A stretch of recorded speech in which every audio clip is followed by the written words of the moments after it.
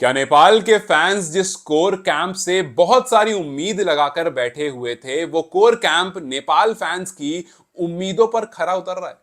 खैर, पूरे कैंप या पूरी टीम के बारे में बात करने में बहुत सारा टाइम जाएगा, लेकिन अगर आपको टीम को समझना है तो आपको उसके कप्तान को समझना चाहिए। और यहां पर मैंने सोचा क्यों ना उन चार कैप्टन की तरफ देखें जिन्होंने अब तक जितने भी मैचेस कोर कैंप में खेले हैं उसमें परफॉर्मेंसेस कैसी रही है, उनकी टीम पॉइंट्स टेबल में कहां पर है और इनका कितना कंट्रीब्यूशन रहा है अपनी टीम को वहां तक पहुंचाने में। So yes, we will look at all these four captain, लेकिन उससे पहले आपको थोड़ी सी अपडेट दे देता हूं कोर कैंप को लेकर के। हमें ये बात पता थी कि मैचेस जो है वो कल होने वाले हैं। एक रेस्ट डे दो जगह डाला गया था, लेकिन उसको एक और आगे एक्सटेंड कर दिया गया। सो फिलहाल एक एडिशनल रेस्ट डे डाल दिया गया है जिसमें फ्राइडे आपको रेस्ट डे की तरह माना जाएगा और सैटरडे संडे जो है वो मैचेस होंगे। सो जो मैच फ्राइडे और सैटरडे होना था अब वो मैच सैटरडे और संडे होगा। सो एक और एडिशनल रेस्ट डे जो है उसमें डाल दिया गया।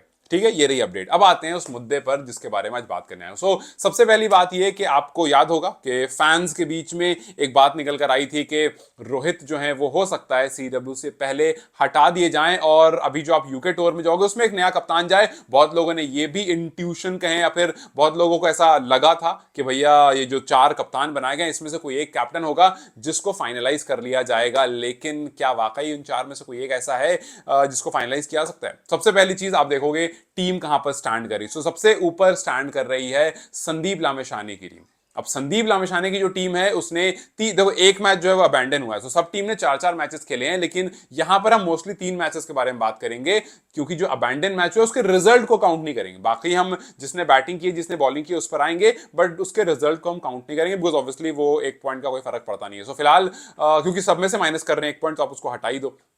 संदीप लामिछाने की टीम ने तीन मैचेस खेले हैं जिसमें तीन के तीनों मैचेस वो जीत गए हैं और उनके पास 6 पॉइंट हैं। सो जाहिर सी बात है ये एक बहुत अच्छा सिग्नल भेजता है कि भैया संदीप लामिछाने की टीम तीन खेलती है तीनों जीत जाती है। कप्तान बनाए गए। बहुत सारे फैंस, जब मैंने पहले वीडियो बनाई थी कप्तान को लेकर के तो बहुत सारे ऐसे नेपाल के फैंस हैं जो ये कह रहे थे कि जी संदीप एक बेहतर कप्तान होंगे, लेकिन कुछ ने कहा कि नहीं यार संदीप जो है ना वो अभी भी उतना मैच्योर नहीं है, अभी भी उनके अंदर वो कप्तानी वाली बात नहीं है, काफी जगह पर वो चाइल्डिश डिसीजन ले लेते हैं और अगर ऐसा होगा तो टीम को, जो कि नेपाल टीम है, उसको दिक्कत आ सकती है। सो ये दो तरह के व्यूज थे, लेकिन फिलहाल इनकी टीम जो है वो टॉप पर है। दूसरे नंबर पर जो टीम है वो है दीपेंद्र सिंह आयरी की टीम। अब देखो दीपेंद्र सिंह आयरी जो ओडीआईज में बहुत अच्छी परफॉर्मेंस के लिए नहीं जाने जाते, जिनका एवरेज बहुत अच्छा नहीं है, वो फिलहाल कप्तानी के मामले में या उनकी जो टीम है उस मामले में वो सेकंड नंबर पर स्टैंड कर रहे हैं। 3 मैच खेला है, 2 उन्होंने जीता, 1 मैच वो हारे हैं, उनके पास 4 पॉइंट है। तीसरे नंबर पर आते हैं रोहित पौडेल।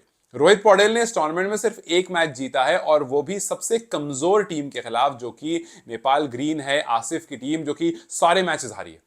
तो आसिफ की टीम एक भी मैच नहीं जीत पाई है और रोहित पौडेल ने जो 1 मैच जीता है वो उसी टीम के खिलाफ जीता है। सो 3 में से 2 मैच वो हार गए। सो यस, रोहित की अगर आप बल्लेबाजी वाली परफॉर्मेंस देखेंगे या फिर अगर आप कप्तानी वाली परफॉर्मेंस देखेंगे तो दोनों जगह ही बात नहीं बन रही है। And same goes for Asif के आसिफ तो भाई उनकी टीम पूरी तरह से एकदम फ्लैट हो गई है और उनकी खुद की परफॉर्मेंस भी उतनी कुछ खास नहीं है। सो अब एक एक करके चारों कप्तान की जो इंडिविजुअल परफॉर्मेंसेज है उस पर नजर डालते हैं और देखते हैं कि क्या उनका कोई कंट्रीब्यूशन रहा भी है या अदर प्लेयर्स की वजह से ही टीम जीती है और उनका कुछ खास कंट्रीब्यूशन रहा नहीं। सबसे पहले रोहित कुमार पौडेल, बिकॉज भैया टीम के कैप्टन है, नेपाल नेशनल टीम जो उसके कप्तान है, सबसे पहले उनकी बात करते हैं। देखो पहला मैच खेलने आते हैं प्रतीश जीसी, उनको बोल्ड कर देते हैं 11 ही रन पर और एक बड़ा सा टोटल वो टीम चेस कर रही होती है, 347 रन।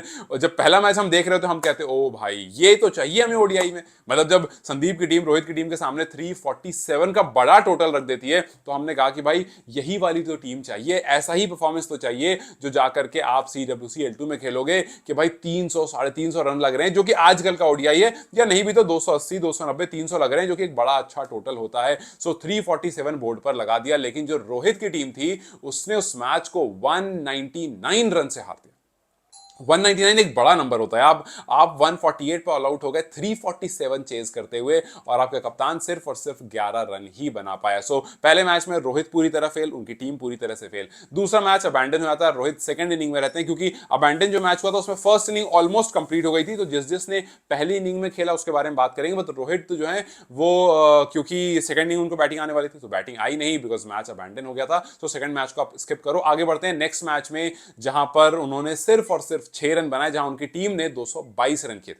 हालांकि उस मैच को टीम जीत जरूर गई 64 रन से। ग्रीन के खिलाफ वो मैच था, मतलब आसिफ की टीम के खिलाफ वो मैच था, और उस मैच को आप 6 रन से जीत जरूर गए, बट वो 222 रन में आपका कुछ खास कंट्रीब्यूशन एक बार फिर से नहीं रहा। फिर उसके बाद नेक्स्ट मैच जहां पर आपने 35 रन बनाए, इस टूर्नामेंट का सबसे ज्यादा हाईएस्ट आपका 35 रहा है। आपकी टीम ने 208 रन पुट ऑन करे, लेकिन उस मैच को आप हार गए। आपकी टीम एक बार फिर से 2 बार आपने सैंडी के खिलाफ खेला और दोनों बार सैंडी के अगेंस्ट जो है वो हार गए। सो अगर जो खास करके वो लोग जो संदीप के फैन है, वो इस चीज को कैसे लेंगे बताऊं, वो इस चीज को ऐसे देख रहे होंगे कि यार संदीप एक बेहतर कप्तान हो सकते हैं। संदीप ने नेपाल का जो इस टाइम करंट कैप्टन रोहित है, उनको 2 बार उनके सामने आए, दोनों बार उनकी टीम को हरा दिया। सो ये जो एंगल है ये बताता है कि संदीप की टीम बेहतर परफॉर्म कर रही है। लेकिन क्या संदीप बेहतर परफॉर्म कर रहे हैं, उसके लिए आप संदीप की इंडिविजुअल परफॉर्मेंस की तरफ भी नजर डालोगे। तो संदीप लामेशाने जो पहला मैच खेल रहे होते हैं, जहां पर टीम डिफेंड कर रही होती है एक बड़ा टोटल 357, जहां पर वही 199 से जो मैच जीते रोहित की टीम के खिलाफ, वहां पर संदीप की परफॉर्मेंस रहती है 6 ओवर्स में 27 रन और 2 विकेट्स। सिर्फ इंडिविजुअल परफॉर्मेंस की बात हो रही है तो ठीक है, उनका भी स्टार्ट ठीक रहता भाई। 6 ओवर गेंदबाजी करने का मौका मिला, 27 run 2 wicket, not a bad start. लेकिन उसके बाद अगला मैच जो है वो अबैंडन हो जाता है। तीसरे मैच पे आप आते हो तो वहां पर, हालांकि हाँ, जो मैच अबैंडन होता है उसमें वो गेंदबाजी जरूर करते हैं, क्योंकि उन्होंने अपना पूरा 9 ओवर का स्पेल कंप्लीट किया होता है, 57 रन कंसीड किया होता है और विकेट उनको एक भी नहीं मिलता है। सो ये थोड़ा सा मामला था कि अगर वो मैच कंप्लीट होता तो एक बड़ा टोटल बोर्ड पर दिख रहा था, ऐसा लग रहा था कि यार 57 रन तो इन्होंने कंसीड कर दिया था, तो इनकी बॉलिंग परफॉर्मेंस बहुत अच्छी नहीं रही थी, विकेट एक भी नहीं मिला, 6 से ऊपर का इकोनॉमी था। तो कहीं ना कहीं उस वाले मैच में संदीप की परफॉर्मेंस अच्छी नहीं आई। बट हाँ, क्योंकि आपने 9 ओवर कर लिया था तो उसको भी मैं काउंट करूंगा कि आपने एक मैच वहां पर खेल लिया। फिर उसके बाद नेक्स्ट मैच जो येलो वर्सेस रेड हो रहा होता है, जहां पर डीएस आईरी की टीम के सामने खड़े रहते हैं, वहां पर ये 5 ओवर गेंदबाजी करते हैं, 21 रन देते हैं, 1 विकेट लेते हैं, और वो टीम जो है नेपाल रेड जो है वो उस मैच को 8 विकेट से जीत जाता है। भैया संदीप की टीम लगातार जीत रही है, वहां पर कोई इशू नहीं है। 158 फॉर 10 बोर्ड पर लगता है और बड़े अच्छे से उनकी टीम जो है वो एकदम जो मैं हमेशा कहता हूं कि भाई मजबूत हो तो मजबूत दिखो, 8 विकेट से आप उस मैच को जीत जाते हो। सो अब तक संदीप लामेशाने की जो परफॉर्मेंस रही, अरे एक और मैच जहां पर चेज कर रहे होते हैं 208 रन, वहां पर भी 1 विकेट से जीत जाते हैं, बिल्कुल लास्ट ओवर में आकर के जीतते हैं। वो मैच काफी क्लोज जाता, उतना क्लोज जाना था नहीं उस मैच को, बट ठीक है, लास्ट बिल्कुल क्लोज जाता है। संदीप खुद भी बैटिंग कर रहे होते हैं और वहां पर वो 19 रन की पारी खेलते हैं। सो अब और गेंदबाजी में भी 9 ओवर में 40 रन देकर के 2 विकेट लेते हैं। सो टोटल अगर आप देखोगे 4 मैच उन्होंने खेले हैं, 4 विकेट उनके पास है। 4 मैच जो अबैंडन वाला मैच उसको काउंट कर रहा हूं, सो क्योंकि 9 ओवर वहां पर उन्होंने कंप्लीट किए थे 47 रन देकर के, सो 57 रन देकर के। सो 4 मैच 4 विकेट और इकोनॉमी लगभग 5 का। सो 4 मैच में 4 विकेट मेरे हिसाब से संदीप का जो लेवल है उससे थोड़ा सा नीचे। सो यहां पर भी संदीप की, और मैं सिर्फ और सिर्फ गेंदबाजी की बात कर रहा हूं, मैं यहां पर कोई कप्तानी और कोई नहीं, सिर्फ इंडिविजुअल परफॉर्मेंस की बात कर रहा हूं। सो हमने देखा रोहित पौडेल की परफॉर्मेंस नहीं, कुछ खास नहीं आई। हमने देखा संदीप लामेशाने की परफॉर्मेंस कुछ खास नहीं I as an individual player. अब अगला नाम है आसिफ शेख का।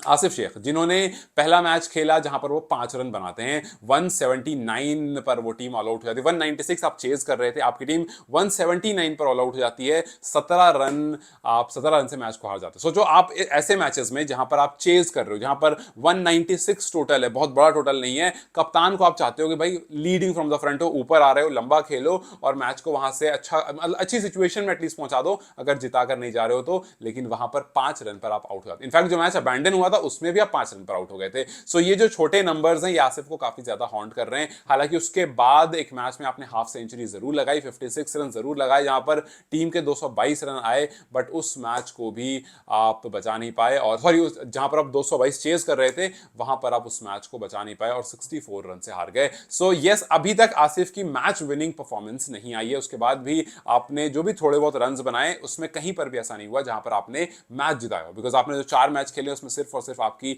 86 रन है, जिसमें 56, 20 और 5-5 ये आपके 4 टोटल हैं। सो आसिफ की तरफ भी आप देखते हो तो भैया इंडिविजुअल परफॉर्मेंस में ऐसा कुछ खास नहीं है। अब आप आते हो अगले खिलाड़ी की तरफ जिस पर किसी को उम्मीद नहीं थी, और वो है दीपेंद्र सिंह आयरी। दीपेंद्र सिंह आयरी की परफॉर्मेंस एज एन इंडिविजुअल हमने एनपीएल में देखी, काफी अच्छी रही थी। उसके बाद ऐसे आपने अप डाउन कहीं पर जहां पर उन्होंने खेला वहां पर जो भी जहां जितना एनालिसिस हुआ, जितना ऑब्जर्वेशन हुआ, बट उसके बाद फिर अब सबकी नजर थी कि भाई ओडीआईज में क्या करते हैं। हाँ, सबकी नजर टी20 में भी थी, क्योंकि वो वहां पर सेकंड नंबर पर थे ऑलराउंडर में। सबको उम्मीद थी कि भाई अगर वहां पर अच्छी बैटिंग और अच्छी बॉलिंग करते हैं तो हो सकता है वो फर्स्ट पर भी आ जाए, बट वो परफॉर्मेंस नहीं आती, वहां से भी डिप डाउन होते हैं। बट फिलहाल सवाल ये था कि क्या ओडीआईज के लिए आयरी फिट इन है या नहीं, उनको कप्तान बनाया जाता है। पहले मैच में वो फ्लॉप होते हैं, पहले मैच में वो सिर्फ 5 रन बनाकर आउट होते हैं, वही मैच जहां पर 17 रन से उनकी टीम जीत गई थी। सो 5 रन आप बनाते हो, 196 जो टीम बनाती है उसमें, और 17 रन से उस टीम की जीत होती है, लेकिन आपका इंडिविजुअल परफॉर्मेंस जो होता है वो सिर्फ 5 रन का होता है।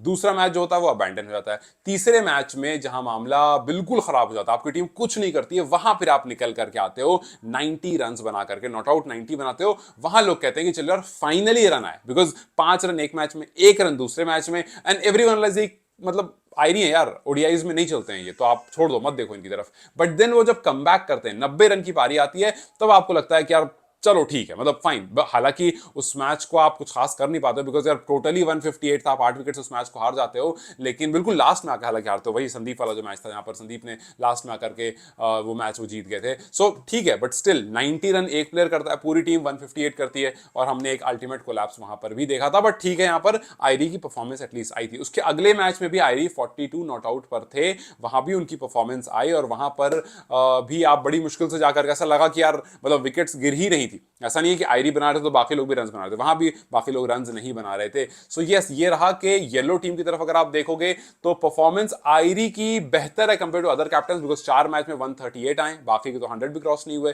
और रोहित की तरफ देखो स्ट्रगलिंग, आसिफ की तरफ देखो स्ट्रगलिंग, और आयरी भी स्ट्रगल कर रहे थे, बट आकर के उन्होंने नॉट आउट पारियां खेली, अच्छे रन किए, और ऐसा लगा कि हाँ यार धीरे धीरे कम बैक करने की कोशिश कर रहे हैं, ही इज ट्राइंग एटलीस्ट, क्योंकि 90 रन आना कोई मजाक वाली बात नहीं है। जहां पर कोई रन नहीं कर रहा, वहां पर आप आकर के 90 रन स्कोर कर रहे हो। सो फिलहाल अगर आप इंडिविजुअल परफॉर्मेंस की तरफ देखते हो तो ये इंडिविजुअल परफॉर्मेंसेस हैं, और इस वजह से अगर आप टीम की तरफ देखते हो तो ये देखते हो कि भैया संदीप जो है उनकी टीम बेहतर कर रही है, उनकी टीम फिलहाल टॉप पर है। और अगर ऐसा ही रहा, मतलब यही चीज ऐसे कंटिन्यू रही, तो संदीप लग रहा है कि बाजी यहां पर मार लेंगे। लेकिन क्या इसके बेसिस पर आगे कप्तानी चूज करना चाहिए? क्या इसके बेसिस पर आप ये कह दोगे कि संदीप बेहतर कप्तान है, या फिर आप कहोगे कि नहीं भैया आयरी जो है वो अच्छी परफॉर्मेंस दे रहे हैं, आयरी जो है आपको गेंदबाजी से भी काफी ज्यादा मदद कर देते हैं, और बैटिंग से अगर वो फॉर्म में आ गए तो काफी ज्यादा हेल्प होगी। आयरी की पोजीशन बस सेलेक्ट करने की देर है कि भैया आपको बिल्कुल नीचे भेजना है, या यहां पर आप चौथे नंबर पर आयरी को भेज सकते हो नेपाल टीम के लिए भी। तो सबसे बड़ी चीज जो मुझे लगता है ना करेक्ट करने की है नेपाल में, वो ये कि आपको सबसे पहले अपना ऑर्डर करेक्ट करना है। मुझे लगता है कि स्टुअर्ट लॉ इस चीज पर ध्यान देंगे कि भैया कौन सा प्लेयर ना किस पर्टिकुलर ऑर्डर पर आ रहा है, उसको उसी पर खिलाना है। अगर लगता है आपको कि आयरी 4 पर बेहतर खेलेंगे तो उनको 4 पर फिक्स कर दो। ऐसा नहीं कि हर तीसरे मैच में हम देखते हैं यार कोई नीचे आ गया, कोई ऊपर आ गया, कभी गुलशन ऊपर आ जाते हैं, कभी गुलशन नीचे आ जाते हैं। मतलब ये जो रोटेशन होती है ना, जो बिना मतलब की रोटेशन होती है, वहां पर ऐसा लगता है कि यार कोई पक्की प्लानिंग नहीं हो रही है, और इस पक्की प्लानिंग ना होने की वजह से टीम जो है वो काफी ज्यादा प्रॉब्लम फेस कर रही है। सो लेट्स जस्ट होप कि अगर आयरी को टीम में रखा जाता है तो एक प्रॉपर स्लॉट दे करके रखा जाए, और फिर उसके बाद वहां से उनको एनालाइज किया जाए। ऐसा ना कि पहले में एक में 4 पर भेज दिया, एक में 5 पर भेज दिया, एक में 6 पर भेज दिया, एक में 7 पर भेज दिया। इससे काफी ज्यादा परेशानी होती है प्लेयर्स को, बिकॉज उनकी प्रैक्टिस फिर उसी हिसाब से चेंज होती रहती है। और मैंने आपको काफी बार बताया, जो ओपनर होता है उसकी प्रैक्टिस अलग तरह से होती है, जो फिनिशर होता है उसकी प्रैक्टिस अलग तरह से होती है, और जो मिडिल ऑर्डर का प्लेयर होता है उसकी प्रैक्टिस अलग तरह से होती है। सो इस चीज में कोच को समझना होगा, और प्लेयर को और टीम को सबको समझना होगा, कप्तान को समझना होगा कि भाई किसका क्या स्लॉट है, और उसको उसी स्लॉट के लिए तैयार किया जाए। उसको माइंड में बता दिया जाए कि भैया आपका यही स्लॉट है, वो उसी के लिए तैयारी करेगा। खैर, मैंने चारों की परफॉर्मेंस आपके सामने रख दी। अब आप मुझे बताओ कि इन चारों में से आपके हिसाब से कौन ज्यादा बेहतर है? क्या आप करंट फॉर्म के हिसाब से देखोगे और उस हिसाब से आप आगे रोहित के साथ जाना चाहोगे या नहीं जाना चाहोगे, या फिर आपको लगता है कि यार एटलीस्ट इस पर्टिकुलर टूर्नामेंट में हम नहीं हटाएंगे बिकॉज कोच भी नहीं आया, टीम भी नहीं हो जाएगी, अगले टूर्नामेंट में हम रोहित को जो है वो कप्तानी से हटा सकते हैं? आप ही क्या राय है मुझे कमेंट्स में बताएं। Till then you guys take care, I will see you very soon.